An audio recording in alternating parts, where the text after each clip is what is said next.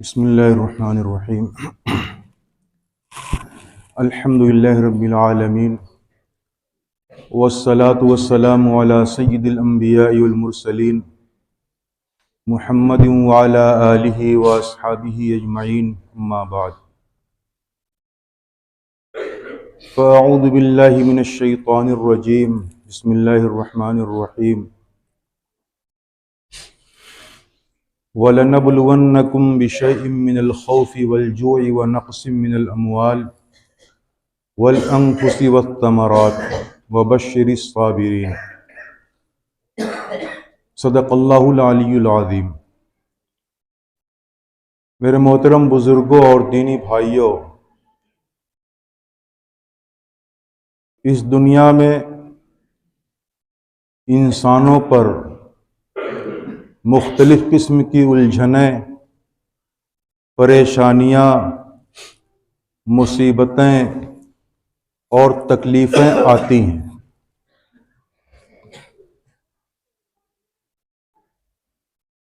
چاہے کوئی بھی ہو، ایک مسلمان پر بھی مصیبتیں آتی ہیں اور ایک غیر مسلم پر جو ایک اللہ پر ایمان نہیں رکھتا اس پر بھی مصیبتیں آتی ہیں۔ انبیاء کرام پر بھی آتی ہیں اور غیر انبیاء پر بھی آتی ہیں۔ اولیاء کرام اور بزرگان دین پر بھی آتی ہیں۔ جو غیر اولیاء کرام ہیں، غیر اولیاء اعظام ہیں، غیر بزرگان دین ہیں، ان پر بھی آتی ہیں۔ ان مصیبتوں کے آنے کی وجوہات کیا ہیں، اسباب کیا ہیں، مصلحتیں کیا ہیں، اسی کے تعلق سے آپ حضرات کے سامنے کچھ باتیں رکھنی ہیں۔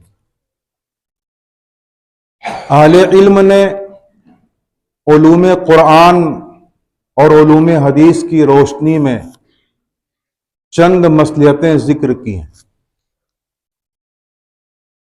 ایک مصلحت مصیبت آنے کی یہ ہوتی ہے کہ اللہ تبارک و تعالی آزمانا چاہتے ہیں۔ اللہ تعالیٰ تو عالم الغیب ہیں، وہ سب کچھ جانتے ہیں، ان کو جو ہے آزمائش کے بعد علم ہو اس کی ضرورت نہیں ہے۔ امتحان اور آزمائش سے پہلے کیا ہوگا اللہ تعالیٰ اس کو جانتے ہیں، پھر بھی آزماتے ہیں، آزمائش میں مبتلا کرتے ہیں، دنیا والوں کو بتانے کے لیے، دنیا والوں پر ظاہر کرنے کے لیے کہ میرا یہ بندہ صابر ہے یا صابر نہیں ہے، اس مصیبت پر صبر کرنے والا ہے یا صبر کرنے والا نہیں ہے، بے صبری کا اظہار کرتا ہے۔ تو اللہ تبارک و تعالیٰ اس بات کو اہل دنیا پر ظاہر کرنے کے لیے کبھی آزماتے ہیں اور اس کے اوپر مصیبت ڈالتے ہیں۔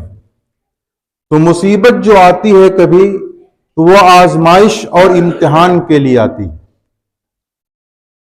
کبھی مصیبت آتی ہے اور حالات آتے ہیں، تکلیفیں، پریشانیاں آتی ہیں تو وہ رفع درجات کے لیے ہوتی ہیں، درجات کی بلندی کے لیے۔ چنانچہ انبیاء کرام پر، اولیاء کرام پر، بزرگان دین پر، سلف صالحین پر جو مصیبتیں آئیں، آفتیں آئیں اور جو جھنجھوڑے گئے، طرح طرح سے ستائے گئے، تکلیف پہنچائے گئے، ایذائیں ان کو دی گئیں، اس لیے نہیں کہ وہ گنہگار تھے، اس لیے نہیں کہ ان سے کوئی قصور ہوا تھا، بلکہ اس لیے کہ ان کے درجہ کو، ان کے مرتبے کو اور زیادہ اوپر لے کر کے جانا تھا، بڑھانا تھا۔ تو اللہ تعالیٰ بعض مرتبہ مصیبتیں اس لیے دیتے ہیں۔ نبی کریم صلی اللہ علیہ وسلم سے پوچھا گیا، سوال کیا گیا، ای الناس اشد بلاء، کہ لوگوں میں سب سے زیادہ مصیبت کس کے اوپر آتی ہے؟ تو فرمایا الانبیاء ثم الامثل فالامثل، کہ سب سے زیادہ آزمائش، सबसे ज्यादा इम्तिहान, सबसे ज्यादा मुसीबतें, बलाएं ये अंबिया पर आती हैं। अंबिया के बाद उन लोगों पर आती हैं जो अंबिया के तरीके से सबसे ज्यादा करीब होते हैं। फिर उनके बाद उन लोगों पर आती हैं जो अंबिया के तरीके से करीब होते हैं। तो अल अंबिया सुम्मल अमसलो फल अमसलो, सबसे ज्यादा मुसीबतें अंबिया पर, सबसे ज्यादा हालात अंबिया पर, फिर उसके बाद उनसे करीब वालों पर, फिर उसके बाद उनसे करीब वालों पर। इस तरह जिसका जिस लिहाज से नबी से, रसूल से ताल्लुक होता है, जो जितना ज्यादा पारसा होता है, नेक होता है, मुत्तकी परहेजगार होता है, उसको उसी लिहाज से आजमाया जाता है। तो कभी जो है रफ़े दरजात के लिए अल्लाह ताला मुसीबतें भेजता है। हदीस शरीफ में आता है कि अल्लाह ताला अपने एक बंदे के लिए एक दर्जा मुकर्रर फरमा देते हैं। अल्लाह ताला अपने बंदे के लिए एक बड़ा ऊंचा दर्जा जन्नत में मुकर्रर फरमा देते हैं, तय कर देते हैं। और अल्लाह ताला ये जानते हैं कि मेरा बंदा उस दर्जे तक अपने अमल के जरिए से नहीं पहुंच सकता। अल्लाह ताला को ये बात मालूम होती, मेरा बंदा उस दर्जे तक अपने अमल के जरिए से नहीं पहुंच पाता है, और अल्लाह ताला ने वो दर्जा उसके लिए तय भी कर रखा है, उसको उस मर्तबे पर पहुंचाना भी है। तो अल्लाह ताला उसके लिए ये करते हैं कि उसकी जान में या उसके माल में या उसकी औलाद में मुसीबत भेजते हैं, परेशानियां भेजते हैं, तकलीफें भेजते हैं। वो कभी अपनी जान के लिहाज से अपने आप से परेशान होता है, कभी अपने माल की उलझनों में परेशान होता है, कभी अपनी औलाद को लेकर के परेशान होता है कि औलाद मुसीबत में होती है। अब फिर उसको सब्र की तौफीक देते हैं, उस बंदे को सब्र की तौफीक देते हैं। वो बंदा सब्र करता है तो अल्लाह ताला उसको उस दर्जे पर पहुंचा देते हैं जो दर्जा अल्लाह ने उसके लिए पहले से तय कर रखा था। तो ये मुसीबतें कभी रफ़े दरजात के लिए आती हैं जहां पर एक इंसान अपने आमाल के जरिए से नहीं पहुंच सकता, और कभी ये मुसीबतें जो आती हैं गुनाहों को मिटाने के लिए आती हैं, गुनाहों के लिए कफ्फारा बन करके आती हैं। एक आदमी देखने में ठीक ठाक है, शरीयत का पाबंद है, उसके ऊपर मुसीबत आ गई, या शरीयत का पाबंद नहीं है, ईमान वाला है, उसके ऊपर मुसीबत आ गई, तो बाज़े मर्तबा अल्लाह ताला चाहते हैं उसके गुनाहों को मिटाना। वो मुसीबत उसके गुनाहों का कफ्फारा बनती है। हदीस शरीफ में आता है कि मा युसीबुल मुस्लिमा, किसी मुसलमान को कोई तकलीफ, मा युसीबुल मुस्लिमा मिन नसबिन वला वसबिन वला हम्मिन वला हुज़्निन हत्ता शौका यशाकुहा, कि किसी मुसलमान को कोई तकलीफ, कोई रंज, कोई परेशानी, कोई बीमारी जो पहुंचती है, हत्ता कि उसको कांटा भी एक चुभता है, तो अल्लाह ताला उसकी वजह से या उसके बदले में उससे गुनाहों को मिटा देता है। दूसरी रिवायत में अल्लाह ताला उससे गुनाहों को इस तरह मिटाता है जिस तरीके से जिस दरख्तों से पत्ते गिरते हैं और झड़ते हैं। तो मुसीबत, बीमारी, तकलीफ, परेशानी कभी इसलिए आती है कि अल्लाह ताला उस बंदे से उसके गुनाहों को मिटाना चाहते हैं, मिटाना चाहते हैं। इस बिना पर कभी मुसीबत आती है, परेशानी आती है, तकलीफ आती है, तो इसलिए आती है इस बंदे को खबरदार किया जाए, इस गाफिल बंदे की गफलत को दूर किया जाए, इसके ऊपर जो गफलत की चादर, दबीश चादर पड़ी हुई है, उसके ऊपर से हटाया जाए, इसको मुतनब्बे किया जाए, इसको चौकन्ना किया जाए। खुद कुरान करीम के अंदर ये बात मौजूद है कि वलनुज़ीक़न्नहुम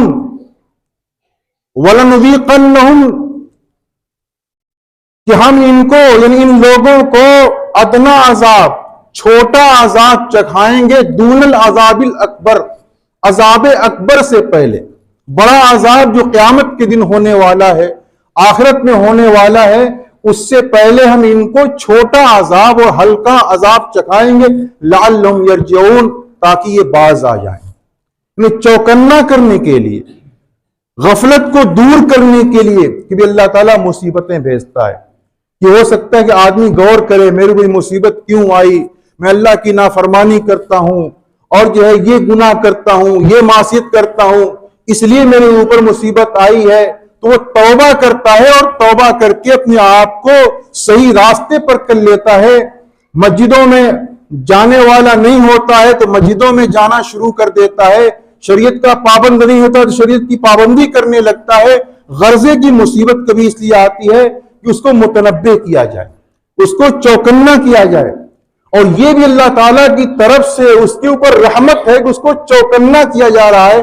چوکنا نہ کیا جاتا اور اس کو ایسی اس کی عیش میں، اس کی زندگی میں پڑے رہنے دیا جاتا، اور ایک وقت وہ آتا کہ موت کا وقت قریب آ جاتا، موت آ جاتی انہیں گناہوں کی حالت میں، تو مرنے کے بعد اس کا انجام اچھا نہیں ہوتا۔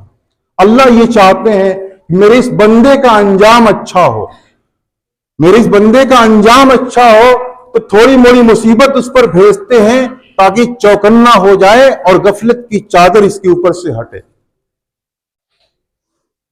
ایک وجہ اور بھی لکھی ہے علماء نے کہ مصیبتیں جو آتی ہیں بہت مرتبہ وہ ہمارے کرتوت کی وجہ سے آتی ہیں، ہمارے کالے کرتوت کی وجہ سے۔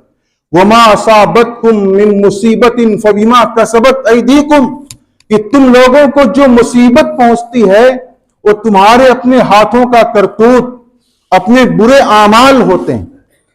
ایک انسان برائیوں میں مبتلا ہے، کلم کلا گناہ کرتا ہے، علانیہ فسق کرتا ہے، اس کے اوپر مصیبت آئی تو ظاہر سی بات ہے اس کے گناہوں میں مبتلا ہونے کی وجہ سے، اس کی ظلم و زیادتی کی وجہ سے، اس کی عصیان اور نافرمانی کی وجہ سے اس کے اوپر مصیبت آئی۔ قرآن کریم میں وَمَنْ أَعْرَضَ عَنْ ذِكْرِي فَإِنَّ لَهُ مَعِيشَةً ضَنْكَ وَنَحْشُرُهُ يَوْمَ الْقِيَامَةِ أَعْمَى، کہ جو شخص ہمارے ذکر سے اعراض کرے گا، ہماری یاد سے اعراض کرے گا، ہم نے جو احکام بھیجے ان احکام پر عمل کرنے سے اعراض کرے گا، تو اس کی بڑی تنگ زندگی ہوگی، اور قیامت کے دن جب وہ اٹھایا جائے گا تو وہ نابینا ہوگا۔ وَنَحْشُرُهُ يَوْمَ الْقِيَامَةِ أَعْمَى، ہم اس کو قیامت کے دن نابینا اٹھائیں گے، اندھا اٹھائیں گے۔ وہ کہے گا بھی اے اللہ آپ نے کیوں مجھ کو نابینا اٹھایا، لِمَ حَشَرْتَنِي أَعْمَى وَقَدْ كُنْتُ بَصِيرًا، کہ آپ نے مجھ کو کیوں نابینا اٹھایا، میں تو دنیا میں دیکھنے والا تھا، میرے پاس آنکھیں تھیں۔ اللہ تعالیٰ کہیں گے کہ تمہارے پاس میری آیتیں پہنچی تھیں، میرے احکام پہنچے تھے، تم ان کو بھلا دیے تھے، ان پر ان کی طرف توجہ نہیں دی تھی، تو آج تم کو بھی ایسی بھلا دیا جائے گا اور اپنی رحمتوں سے تم کو مایوس رکھا جائے گا۔ بہرحال بتانا یہ ہے کہ مصیبت جو آتی ہے ہمارے اوپر تو کبھی ہمارے گناہوں کا کرتوت ہوتی ہے، ہمارے برے کردار، برے اعمال کی وجہ سے ہوتی ہے۔ یہ ساری وجوہات جو میں نے بتائی۔ اب کسی کے اوپر مصیبت آئی، کوئی بہت سخت قسم کی بیماری آئی، کچھ اور اس کو ہو گیا، تو ہم میں سے کسی کو یہ فیصلہ کرنے کا حق نہیں ہے کہ اس کے اوپر یہ مصیبت اس کے فلاں گناہ کی وجہ سے آئی، اس کے قصور کی وجہ سے آئی، بہت بڑا یہ پاپی تھا اس لیے آئی۔ یہ فیصلہ ہم اور آپ نہیں کر سکتے۔ یہ اللہ جانتا ہے کہ اس نے مصیبت کیوں بھیجی ہے اس کے اوپر، اس کے گناہوں کے کفارے کے لیے بھیجی ہے، اس کے درجہ کو بلند کرنے کے لیے بھیجی ہے، اس کے کالے کرتوت کی وجہ سے بھیجی ہے۔ یہ بات کوئی بھی نہیں کر سکتا۔ ہمارے آپ کو تھرمامیٹر نہیں ہے کہ ہم اس کو لے کر کے اور ناپتے پھریں کہ ہاں فلاں پر مصیبت یا فلاں کو کہتے ہیں پڑت ہے، کہتے ہیں پڑت ہے۔ انتہائی خطرناک جملہ ہے، نہیں بولنا چاہیے کسی کے بارے میں، کیونکہ مصیبتیں جو آتی ہیں ان کی وجوہات مختلف ہوتی ہیں، مصلحتیں ہوتی ہیں۔ صحابہ کرام نے کون سی غلطی کی تھی کہ ان کے اوپر طرح طرح کی مصیبتیں آتی تھیں؟ جھنجھوڑے جاتے تھے اور اتنا جھنجھوڑے جاتے تھے کہ ان کے پاؤں تلے زمین کھسک جاتی تھی۔ حضرت بلال نے کون سی غلطی کی جن کو پڑھ رہا تھا کہ مکہ کی گلیوں میں گھسیٹے جا رہے تھے؟ کہیں گے پڑھ رہے ہیں ان کے اوپر، نعوذ باللہ من ذالک۔ نبی اکرم صلی اللہ علیہ وسلم کا جو آخری وقت تھا دنیا سے جانے کا، آپ کے اندر کس قدر بے چینی تھی، بے قراری تھی۔ ہم اور آپ تو 1400 سال کے بعد آئے ہیں، ہم نے وہ منظر نہیں دیکھا ہے۔ اماں عائشہ رضی اللہ تعالی عنہا نے وہ منظر دیکھا جب اللہ کے رسول دنیا سے تشریف لے جا رہے تھے تو اللہ کے رسول کا سر مبارک اماں عائشہ کے سینے کے پاس تھا، لے کر کے پیچھے سے بیٹھی ہوئی تھی، سینے کے پاس تھا۔ اماں عائشہ فرماتی ہیں کہ میں نے اپنے حبیب کی بے چینیوں کو جو دیکھا، انتقال کے وقت جو سکرات ہوتے ہیں ان کو دیکھا، اب مجھے اس کے بعد کسی کی موت کو یا کسی کے اوپر جو حالات آتے ہیں موت کے وقت میں دیکھتی ہوں تو میرے کو کچھ اس کا اثر نہیں ہوتا ہے۔ اندازہ یہ ہوتا ہے کہ آپ کے اوپر کیسی بے چینی تھی، کیسی بے قراری تھی۔ اللہ کے رسول سے بڑھ کر کے پوری کائنات کے اندر اتنا بڑا کوئی بزرگ نہیں ہو سکتا، کوئی ولی نہیں ہو سکتا۔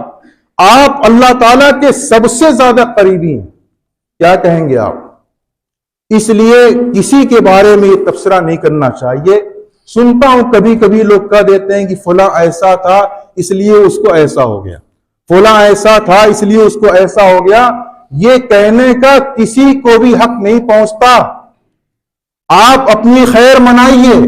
اللہ تعالیٰ نے اگر آپ کو سکون دے رکھا ہے، عافیت دے رکھی ہے، اچھے حال میں کر رکھا ہے، اللہ کا شکر ادا کیجئے۔ کسی کی مصیبت پر ہنسیں گے، کسی کی تکلیف پر ہنسیں گے، ایسا ہو سکتا ہے کہ جس کی مصیبت پر ہنس رہے ہیں اللہ اس کی مصیبت کو دور کر دے اور وہ مصیبت آپ پر ڈال دے، وہ مصیبت آپ پر ڈال دے۔